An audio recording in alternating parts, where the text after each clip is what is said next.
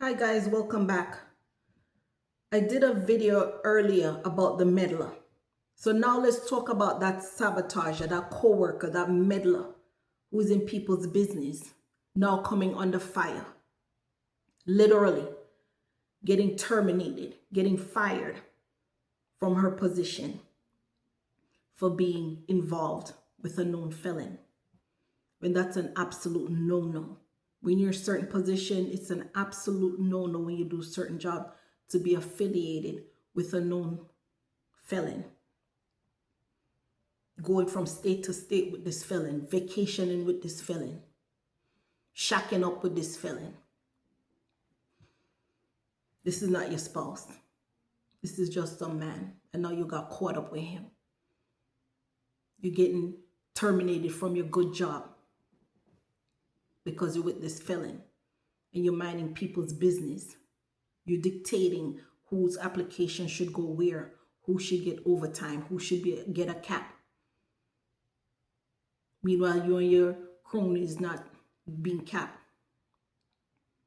But you're going to cap somebody else and watch somebody else's money. You're going to try to block somebody's path. Right? So it's funny how the tables turn.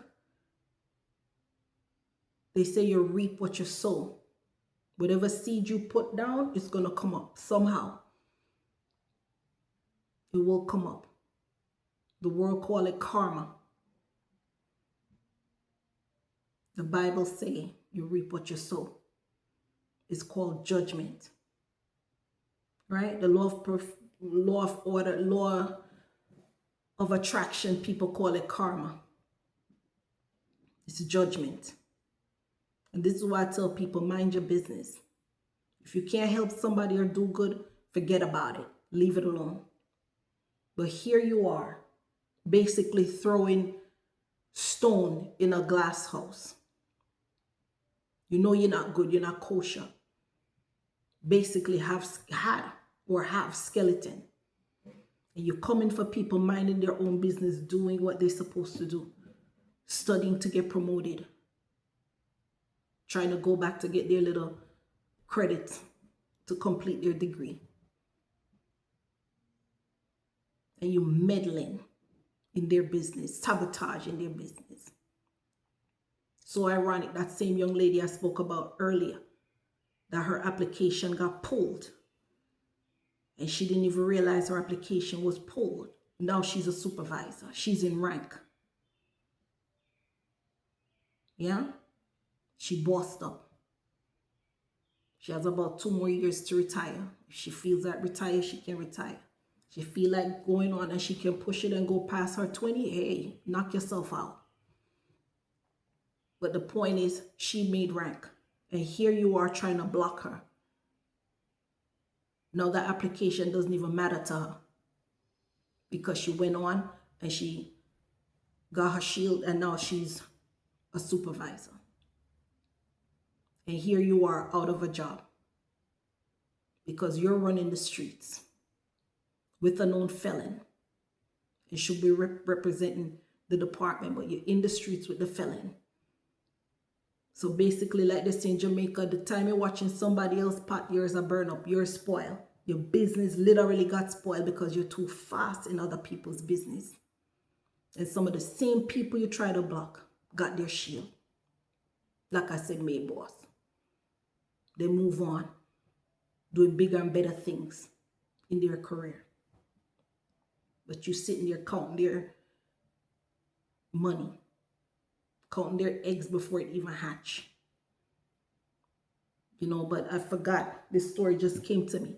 Not story, but the memory of this woman having to vacate her position after all the madness that she did to other people in that command. You know, when she realized she getting charges, everything coming out in the wash, she's sitting there boo-hooing, creating a scene. When she realized you have to vacate your position, you've been fired.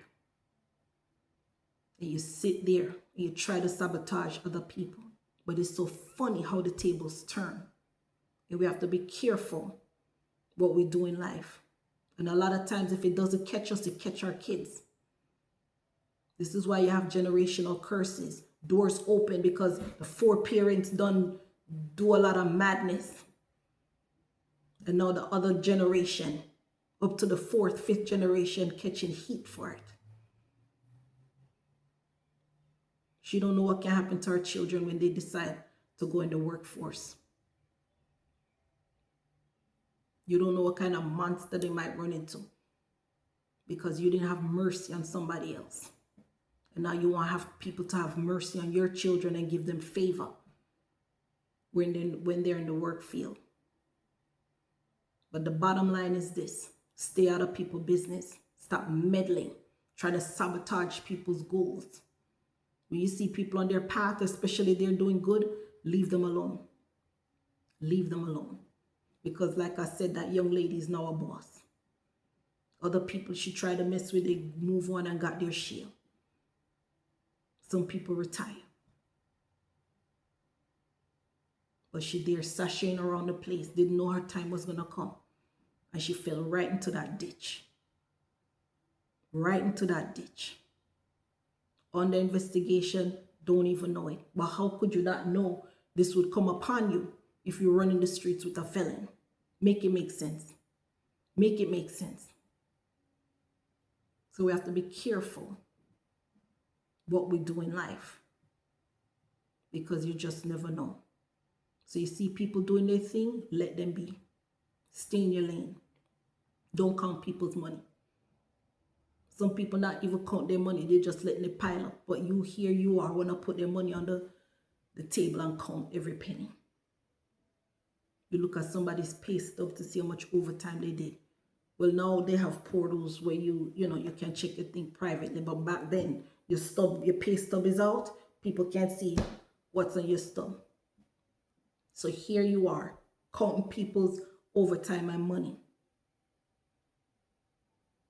Watching people want to get out the trenches and go get a better detail or get a decent assignment. And you watching what people do. Meanwhile, you being watched. Ain't that something?